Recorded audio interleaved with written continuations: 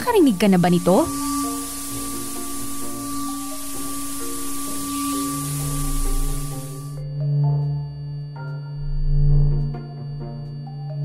Ito ang tinatawag na tinnitus o ringing of ears.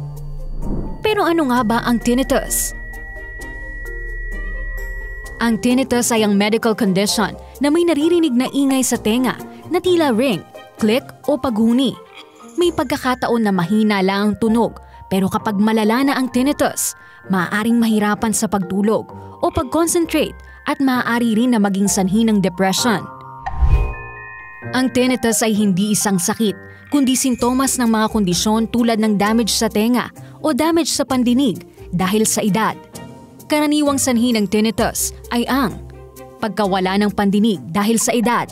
Kapag humihina ang pandinig, maaaring makarinig ng mga tunog na hindi totoo.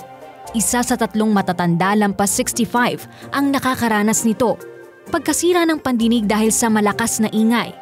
Ang matagal o biglaang exposure sa malalakas na tunog tulad ng pagsabog o putok ng baril ay maaaring magdulot ng pagkawala ng pandinig at tinnitus.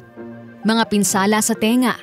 Kapag naapektuhan ang mga ugat o bahagi ng utak na tumutulong sa pandinig, maaaring magkaroon ng tinnitus, kadalasan sa isang tenga lang. Kondisyon sa tenga. Pagbara ng tutuli o impeksyon sa tenga ay maaaring magdulot ng pansamantalang pagkawala ng pandinig at pag-ring sa tenga. Gamot.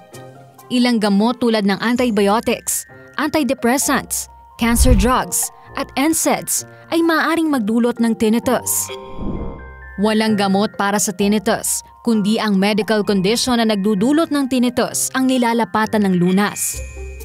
Kung may iba pang katanungan o gustong malaman tungkol sa tinnitus, makatutulong kung magtatanong sa pinakamalapit na doktor o medical professional sa inyong lugar.